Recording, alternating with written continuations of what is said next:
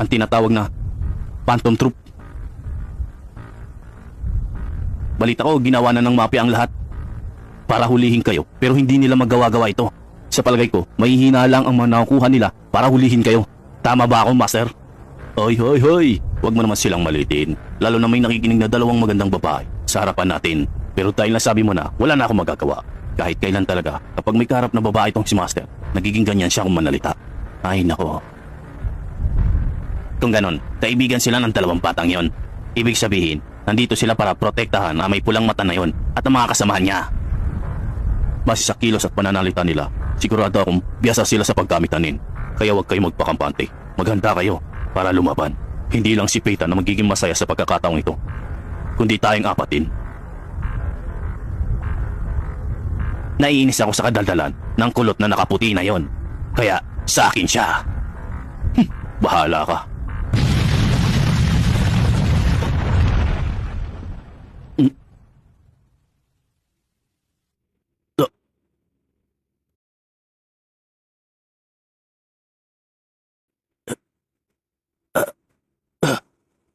Medyo malakas ang mga suntok na yon.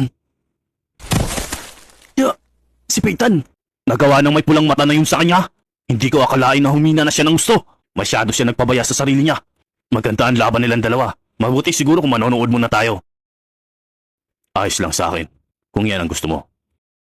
Malilibang na rin naman tayo sa kapapanood sa kanila. At mamaya na namin kayo tatapusin. Nagawa niya yung kay Peyton? Ibang klase din na may pulang mata na ito. Napuruhan niya si Peyton. Ganyan nga, Kurapika. Kurapika. Hihiga ka na lang ba at matutulog dyan? Kung ganon, oras na.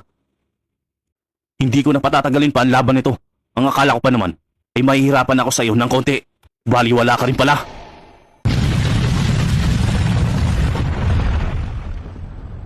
Sige, Kurapika, tapusin mo na ang mayabang na yan. Nang sa ganun, isusunod pa natin ang iba niyang mga kasamahan. Gawin mo na, Kurapika. Ganun lang pala kahihina ang mga miyembro ng Phantom Troop. Anong sabi mo? Tinawag mo kami mahihina. Kung ako sa'yo, ibigay mo na ang lahat ng mga kaya mo bago pa kita tapusin. Kailangan ko malaman ang pinakamalakas niyang kapangyarihan. Akala mo siguro yun lang ang kaya kong gawin. Umanta ka.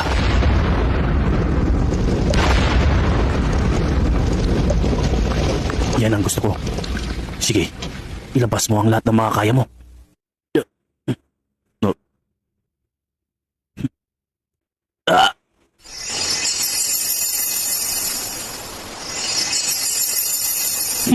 Dahil sa ginawa mo, sinisigurado kong magsisisi ka, bata. Pagbabayaran mo ang lahat ng ginawa mo sa akin. Maswerte ka, bata, dahil isa ka sa makakaranas ng kapangyarihang kunto. Maghanda ka na maranasan mo ang matinding init. Hindi ko akalaing ganito pala kalakas ang aura niya. Oy, Pinks, tayo na. Lumayo na tayo dito. Siguradong tatapusin na ni Peyton ang laban. Oy, kayong apat, kung ayaw nyo matusta at gusto nyo pang mabuhay, lumayo kayo sa lugar na ito. O paano, lalayo muna din kami. Bakit naman kailangan namin gawin yon? Anong ibig nyo sabihin?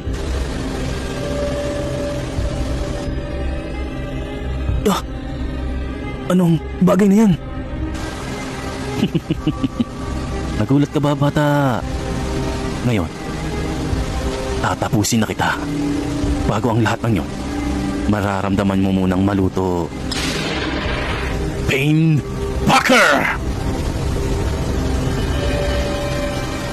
Pasensya ka na, bata. Alam kong malakas ka, kaya itong paraan ko para tapusin ka.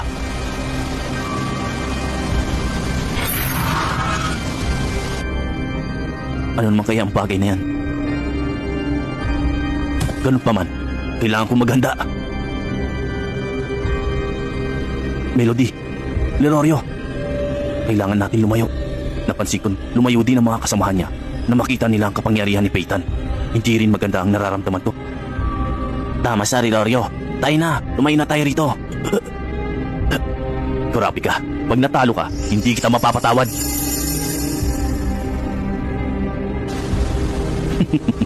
Mukhang kinakabahan ka na, bata. Rising Sun!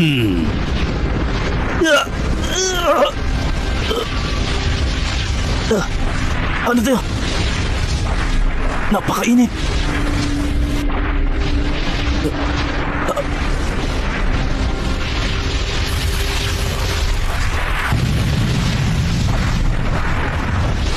Ano na, bata? Nararanasan mo na ba ang matinding init?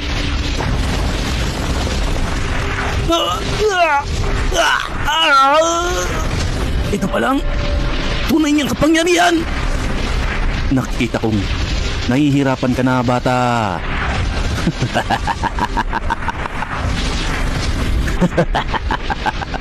Ipaparamdam ko pa sa'yo ang pinakamalakas na mainit. Ta ganun, wala nang matira sa'yo.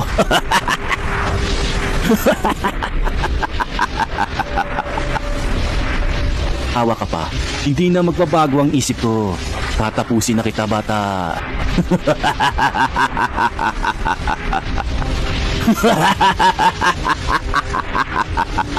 Perte ka dahil ikaw ang nakaranas ng pinakamainit na rising sun ko. Ganun pa. Kung ganun, wala na bang iinit pa dyan? Ano?